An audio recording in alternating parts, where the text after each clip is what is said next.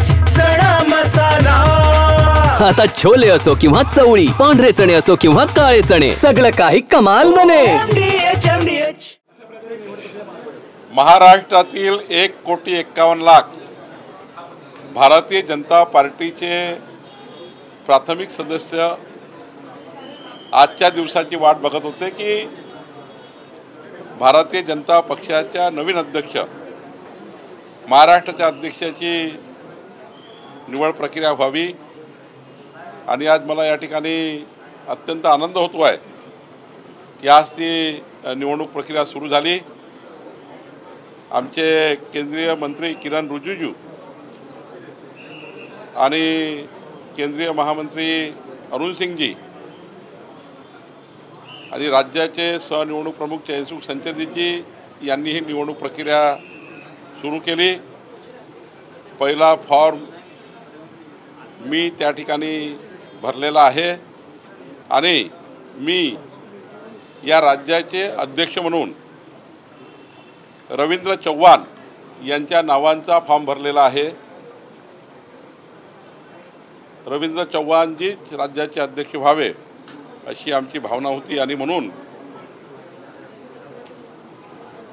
आम्ही सर्वांनी रवींद्र चव्हाण यांचा फॉर्म भरला आहे। माननीय आमच्या पंकजाताई मुंडे यांनी एक फॉर्म भरला आहे, माननीय तोही रवी चव्हाणचाच भरलेला आहे। माननीय नारायण राणे साहेबांनी फॉर्म भरला, तोही रवी चव्हाणचाच भरलेला आहे। आणि माननीय या ठिकाणी अतुल सावेजी यांनी जो फॉर्म भरला आहे, गिरीश महाजनजी आणि अतुल सावेजी, आम्ही सर्वांनी आता 4 फॉर्म भरलेले आहे। बाकी इतर फॉर्म भरले जातील, पण 4ही फॉर्म जे आता आलेले आहेत ते सर्व रवी चव्हाणजी यांच्याच नावाने आम्ही सर्वांनी फॉर्म भरलेले आहेत। आणि उद्या सायंकाळी 4:30 वाजता वरळीच्या डोममध्ये नवीन अध्यक्षाचा पदग्रहण समारंभ, नवीन अध्यक्षांना पुढच्या 3 वर्षाकरता येणाऱ्या काळाकरता या राज्यामध्ये भारतीय जनता पार्टीचा अध्यक्ष म्हणून काम करण्याचा उद्यापासून सुरुवात होईल। आणि मला विश्वास आहे की भारतीय जनता पार्टी पुन्हा एकदा या महाराष्ट्रात क्रमांक 1ची पार्टी जी आज आहे ती पुढच्या काळातही प्रचंड त्या ठिकाणी भरारी घेईल असं मला वाटतं। सर, मन की बात मोदीजी मराठीमध्ये करणार आहेत त्याबद्दल आपल्या महाराष्ट्राकरता, मराठी भाषिकांकरता, आपल्याकरता सर्वांकरता आनंदाची गोष्ट आहे की काल माननीय प्रधानमंत्री महोदयांच्या त्या ठिकाणी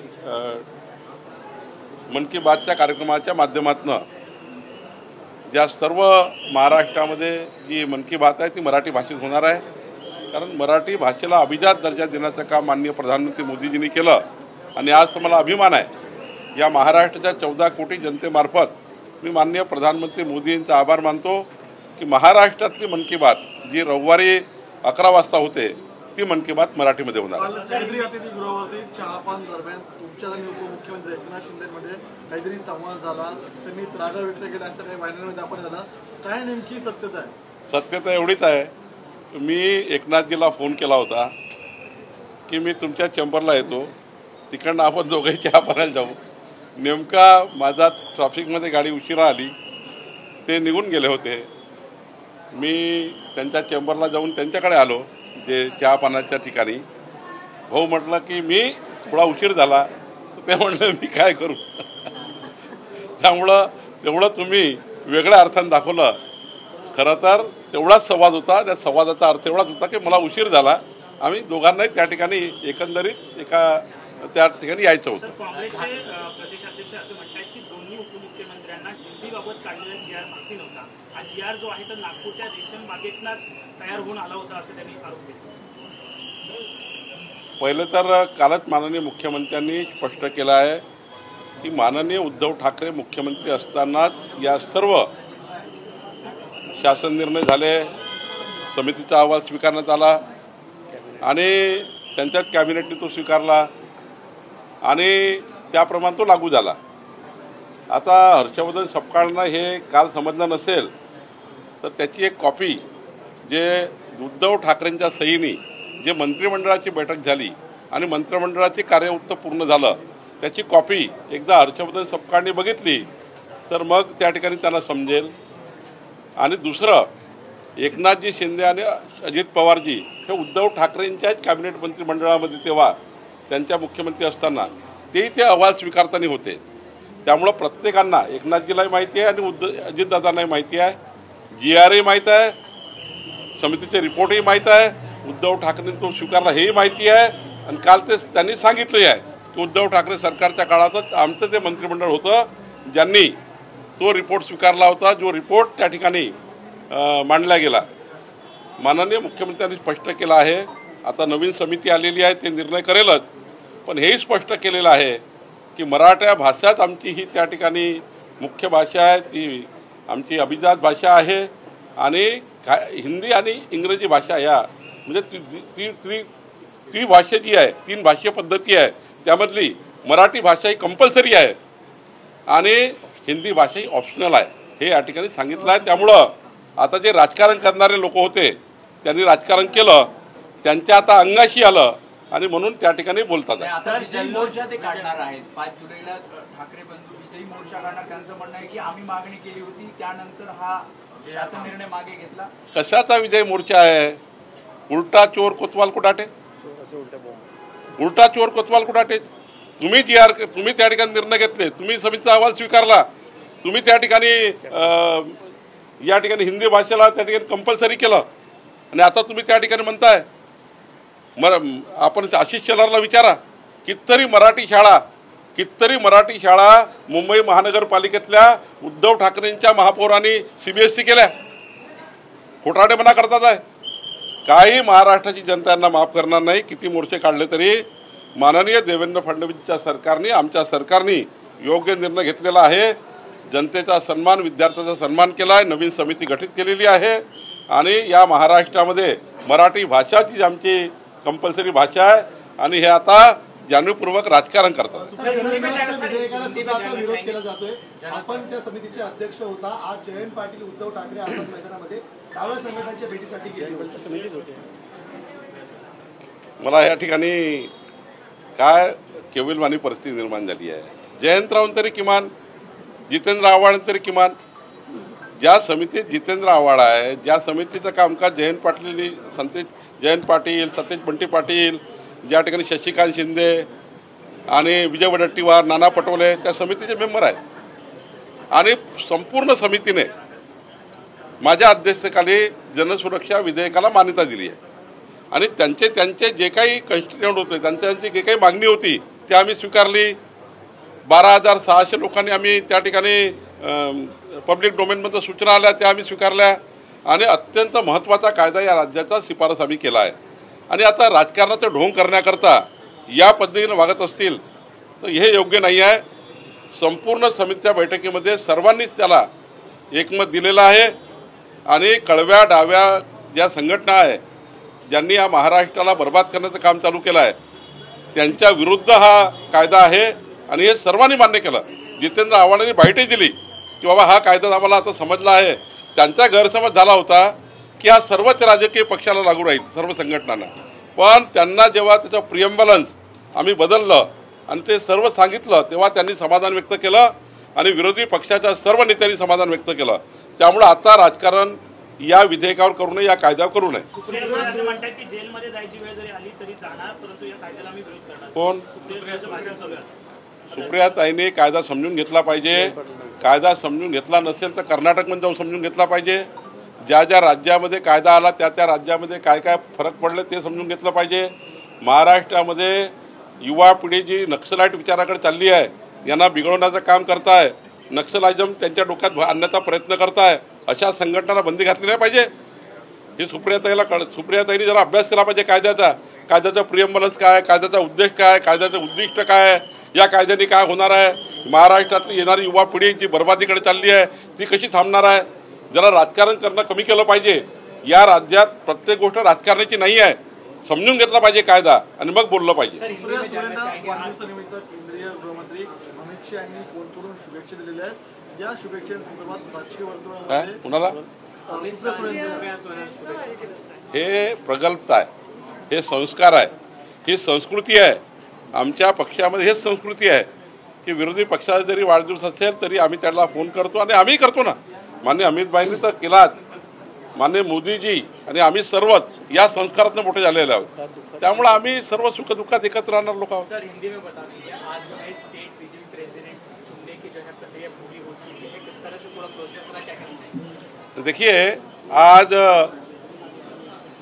बहुत दिन से जिस प्रक्रिया का इंतजार था, हमारे महाराष्ट्र में 1,51,00,000 जो प्राथमिक सदस्यता हमने बनाई है, ये सारे हमारे महाराष्ट्र के भारतीय जनता पार्टी के सारे आला अधिकारी, हमारे पार्टी के मेंबर से हम सारे, या जो पदाधिकारी है, मंत्री है, सरकार के सारे मंत्री, हम लोग जो पार्टियां काम करते हैं, आज एक महत्वपूर्ण दिन हमारे लिए है कि आज भारतीय जनता पार्टी महाराष्ट्र का चुनाव प्रक्रिया हो रही है. बहुत ही अच्छे आनंद से हो रही है, अच्छे वातावरण में हो रही है. और मैंने पहला नॉमिनेशन किया है रविंद्र चौहान जी के लिए कि रविंद्र चौहान जी हमारे भारतीय जनता पार्टी के अध्यक्ष बने, इसके लिए नॉमिनेशन किया है. माननीय पंकजा मुंडे जी ने उनके लिए नॉमिनेशन किया है, रवि चौहान जी के लिए माननीय नारायण राणे जी ने किया है, हमारे गिरीश महाजन जी ने किया है, हमारे अतुल सावे जी ने किया है. हम सब लोगों ने आवेदन किया है रवि चौहान जी के लिए. और मुझे लगता है कि बाकी अभी भी आवेदन आएंगे तो निश्चित रूप से कल 5 बजे इसकी घोषणा होगी और कल 5 बजे पदग्रहण भी होगा. 5,000 10,000 कार्यकर्ताओं के सामने एक भारतीय जनता पार्टी का सम्मेलन होगा, जिस सम्मेलन में हमारे नए अध्यक्ष का वहाँ पर हम लोग सम्मान करेंगे. और आने वाले 3 साल में, आने वाले कार्यकाल में, जो आज भारतीय जनता पार्टी क्रमांक 1 की पार्टी इस महाराष्ट्र में है, ये पार्टी महाराष्ट्र में बहुत ऊंचाई लेगी, ऐसा मुझे विश्वास है. हिंदी कंट्रोवर्सी को लेकर अब उद्धव ठाकरे ऐसे कह रहे हैं कि हम विजय रैली जो है वो निकालने वाले हैं, तो क्या आपको लगता है कि क्रेडिट लेने वाली चीज हो रही है? उल्टा चोर कोतवाल को डांटे. इनके ही कैबिनेट में मुख्यमंत्री उद्धव ठाकरे जब थे, उनके साइन से ही ये रिपोर्ट, हिंदी कंपलसरी करने का रिपोर्ट तैयार हुआ था. और वो रिपोर्ट एकनाथ जी वो कैबिनेट में थे, अजित पवार जी वो कैबिनेट में थे, सिर्फ हम लोग नहीं थे, भारतीय जनता पार्टी नहीं थी, वो कैबिनेट ने इसको मंजूर किया है. और हमने तो उसके बाद जो हमारी सरकार है उसका GR निकाला, लेकिन मंजूरी उन्होंने दी है. उसके बावजूद भी महाराष्ट्र के मुख्यमंत्री देवेंद्र फडणवीस जी ने जनता की भावना को लेकर फिर एक बार नया रिपोर्ट लेंगे, जनभावना का आदर करेंगे. कोई भी ऐसा निर्णय नहीं करना चाहिए जो जनता के उसको विरोध होता है. एक व्यक्ति का भी विरोध अगर सरकार के कोई काम से है तो सरकार उसका विचार करती है. देवेंद्र फडणवीस जी ने कल जो निर्णय लिया वो किसी विरोध के लिए नहीं लिया है, सर्वसामान्य जनता का सुन लेंगे, बच्चों का क्या है वो सुन लेंगे और समाज का सुनकर ही आगे जाएंगे. ये विषय पे निर्णय लिया, समिति बनाई. और ये अभी जो नाटक कर रहे हैं, ढोंगी लोग है, ये ढोंगी लोग है. कोई राजनीति नहीं चलेगी और ऐसे राजनीति से कोई फायदा नहीं.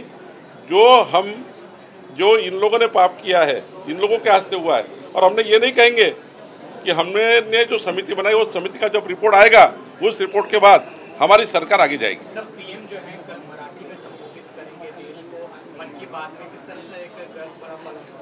मैं माननीय प्रधानमंत्री मोदी जी का महाराष्ट्र की 14 कोटि जनता की ओर से बहुत बहुत आभार व्यक्त करता हूँ, उनको धन्यवाद देता हूँ. उन्होंने मराठी भाषा को अभिजात दर्जा दिया और आज जो 11 बजे मन की बात होने वाली, जो मन की बात हुई उसमें मराठी भाषा से मन की बात हुई. और ये मन की बात हमारे लिए मराठी में करना, हमारे महाराष्ट्र को गौरव देना, मराठी माणसाला न्याय त्या ठिकाणी मराठी भाषेत मन की बात करने, ये जो उन्होंने निर्णय लिया है, ये हमारी महाराष्ट्र की जनता उनको धन्यवाद देती है. भाजपने तुमच्यावरती एवढी मोठी जबाबदारी प्रदेशाध्यक्ष पदाची दिली होती. राज्यभर तुम्ही पिंजून पक्ष वाढवण्याचं काम केलं. आज ते पद जे आहे ते तुम्हाला सोडावं लागतंय. काय भावना आहे त्यांच्या दिवशी? कारण तुम्ही पक्षाला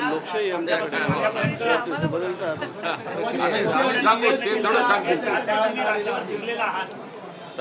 भारतीय जनता पार्टी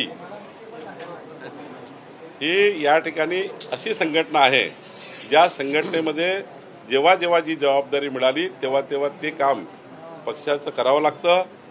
मागे यापूर्वी माझ्यापूर्वी 10 अध्यक्षांनी काम केलं. स्वर्गीय गोपीनाथ मुंडे साहेबांनी काम केलं या पदावर. माननीय देवेंद्रजींनी केला. माननीय 10 अध्यक्षांनी आपण जर फोटो बघितले, मी 11वा अध्यक्ष आहे आणि 12वा अध्यक्ष आता उद्या होणार आहे.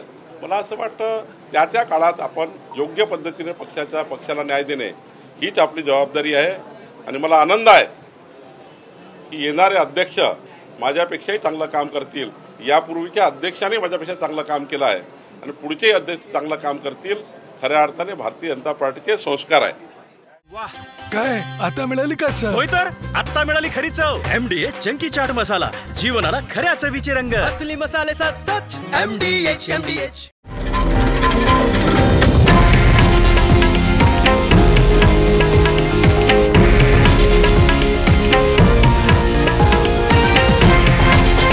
हे आहे देशातील नंबर 1 न्यूज नेटवर्क आणि आपण पाहत आहात TV9 मराठी, एकमेव.